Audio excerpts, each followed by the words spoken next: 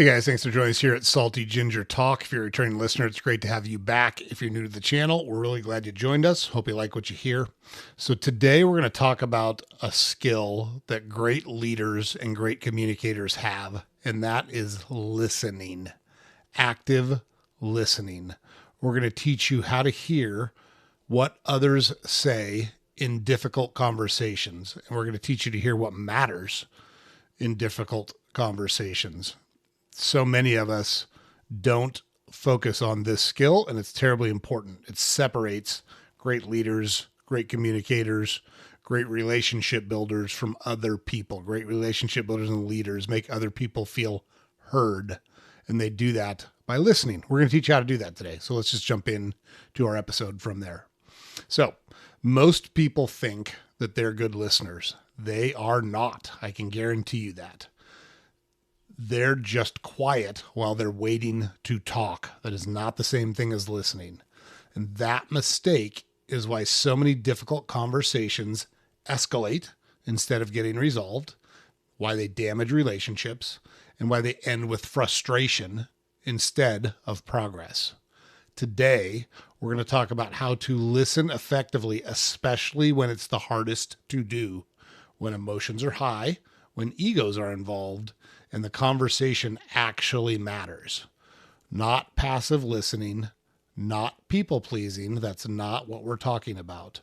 We're talking about strategic, disciplined listening that leads to better outcomes and stronger relationships. So how do we do that? I'm glad you asked. Let's go further.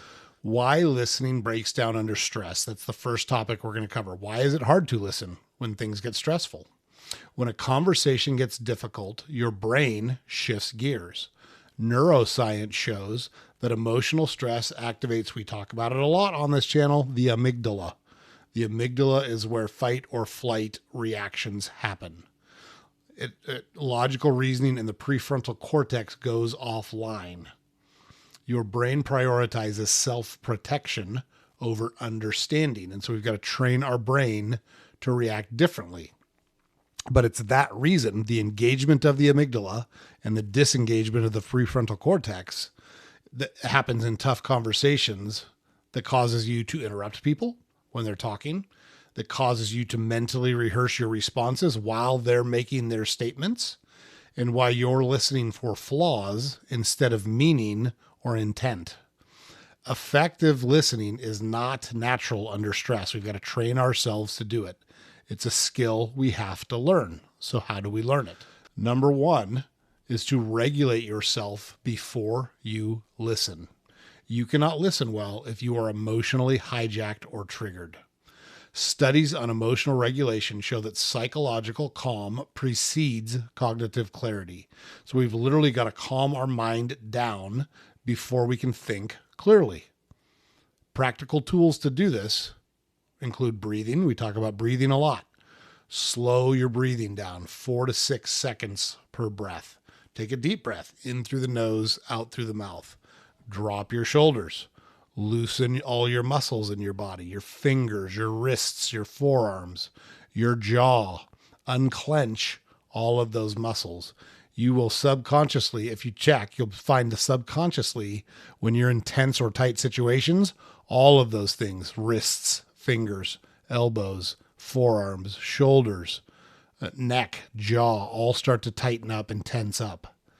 When you de-escalate all that and you relax all of those things, it signals safety to your nervous system. Deep breaths signal safety and reset your nervous system.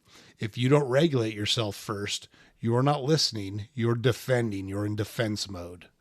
So we need to control our body before we try to understand their words so we can control our mind while we're doing it. Okay? All right. So the first one is literally physical. Your physical body. You've got to relax your physical body, practice on your breathing so that you can regulate what goes on in your brain by doing those things. So then number two, we're going to listen for meaning, not for accuracy. We're not looking for flaws in their logic or misstatements. We're trying to understand what they're saying. And that's the problem. In difficult conversations, many times people are inarticulate. They're worked up. They say things they don't mean. They use words that don't mean what they think they mean. They're emotional. They're speaking from frustration or fear. We as good leaders want to listen for intent, listen for meaning, not accuracy in everything that they say. Research in conflict resolution shows that people calm down faster when they feel understood, not when they're proven wrong. So if you're trying to actually have a good outcome, you're not trying to prove someone wrong. You're trying to listen to what they say and what they mean when they say it. Your job is not to fact check mid conversation. Your job is to ask questions to yourself. What are they actually trying to say? What are they actually trying to convey to me? What problem are they experiencing? By asking ourselves those questions, it's going to make us listen for the answers to those questions. So we need to shift our internal questions from, is this correct? Is what they just said accurate? To, what is the underlying concern that they're trying to convey to me? Okay. Now, tip number 3, let's assume we've done that. They've made their statements. We've listened actively. We've tried to understand what they're trying to say, not the words and the accuracy of what they said.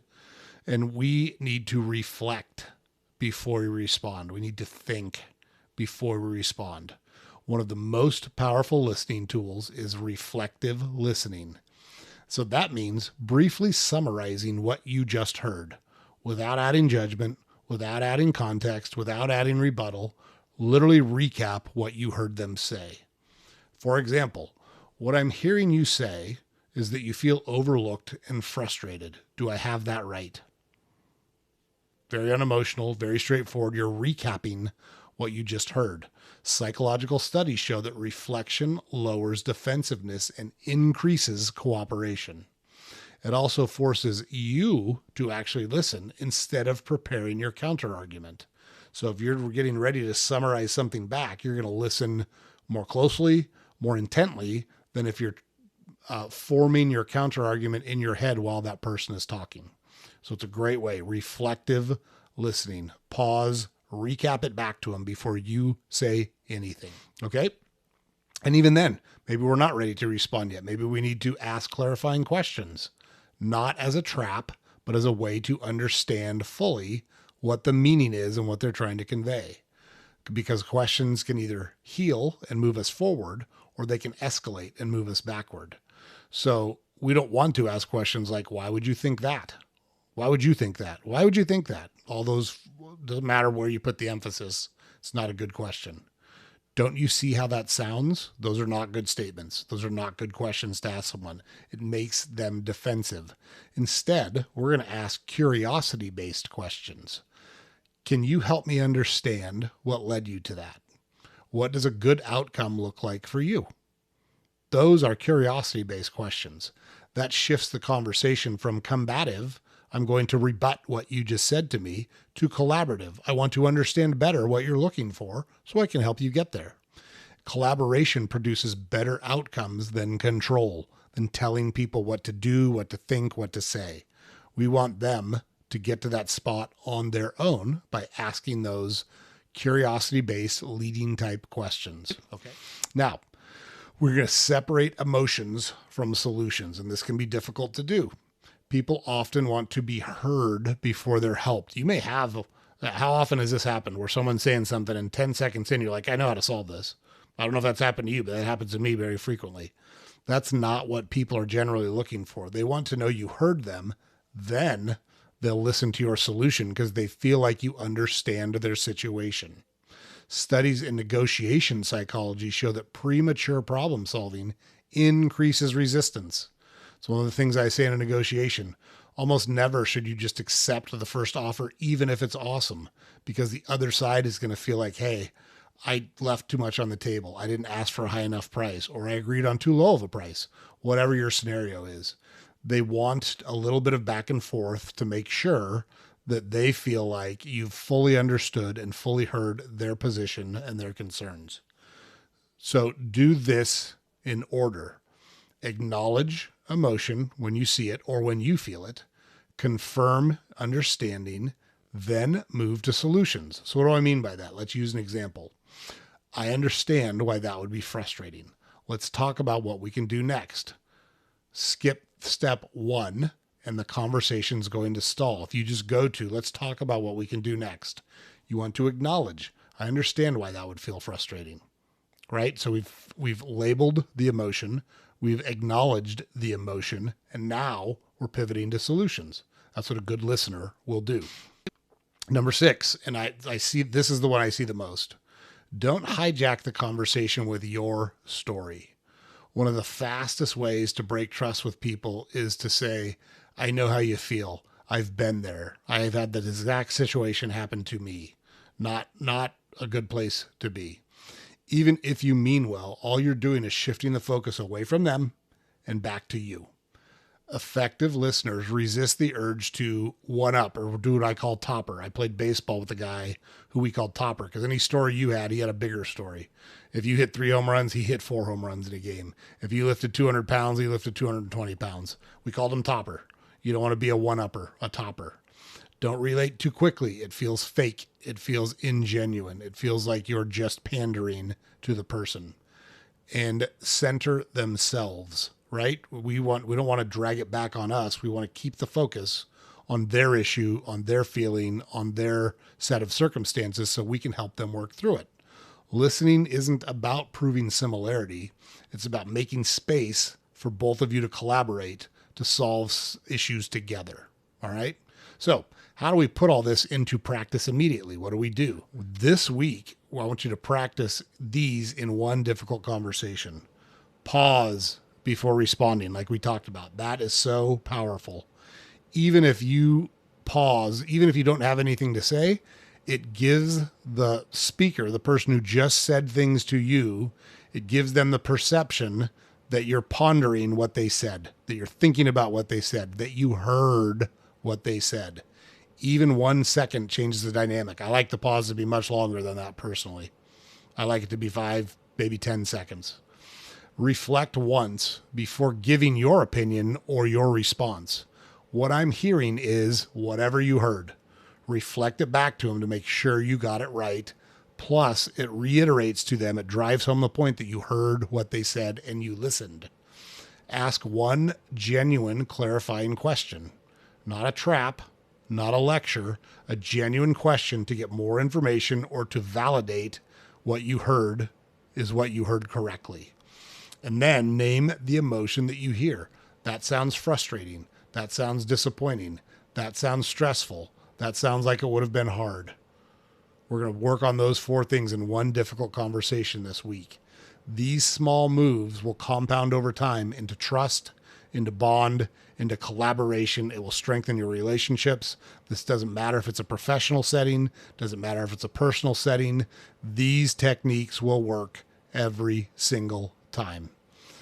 Look, the only way they won't work is if you're dealing with someone that's mentally unstable. And I mean like mentally unstable, it needs psychological help.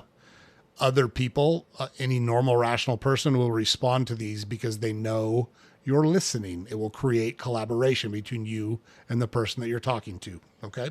So look, the truth here is listening is not a weakness. It's actually leverage. It actually puts you in a position of strength and power because people who listen well build stronger relationships. They get more and better information and they achieve better outcomes. All of those things are things we should be extremely interested in. In difficult conversations, the person who listens best often leads the conversation, even if they speak less. I find that a lot with myself, that I speak less in those conversations than the person that I'm talking to. I think that's a huge win. It puts me in a position of power, puts me in a position of strength because I'm getting all this information from the person that I'm trying to collaborate with. Slow down. Take the temperature down. Don't match a manic energy. Take the tone, the pace, the feeling down. Regulate yourself like we talked about. Deep breaths. Unclench and loosen all of the muscles in your body. Jaw, neck, shoulders, elbows, wrists, fingers. I'm telling you, it sounds crazy, but if you notice, if you pay attention, you'll notice all those things will tend to tense up if you don't actively try to keep them loose in a conversation. And we're going to listen for meaning, not for accuracy. Because understanding and listening is power, and disciplined listening is how you earn trust from other people. All right, guys, hope you found that helpful. We use those techniques all the time. They work. They absolutely work. It's why people are so willing to talk to us and share things with us. And if you want to develop better relationships, you can put these things into practice. They'll start working for you immediately. So hope you find that helpful. James puts it up over here every day. Head over to our website, saltygingertalk.com. All of our podcast episodes are there. We've got links to our social media accounts there. We publish a newsletter every weekday you can subscribe to on our website. Make sure you like, share, comment, subscribe to our podcast on whatever platform you consume it on. That's super helpful for us if you're able to do that. It's free, doesn't cost you anything, but it's super helpful for us. It's a great way to support the channel and the message that we're trying to get out into the world. We keep having awesome people that are come on and talk about what they've learned and how they've used those learnings from difficult things in their life to build lives of meaning and purpose. They share those with you so you can incorporate them into their life. We do episodes like this where we give you active tips so you can start improving your life, your relationships, your mental approach to things. It's all good stuff. It's going to help you build the life that you want. You don't want to miss any of it, so make sure you catch our next episode. We'll see you there.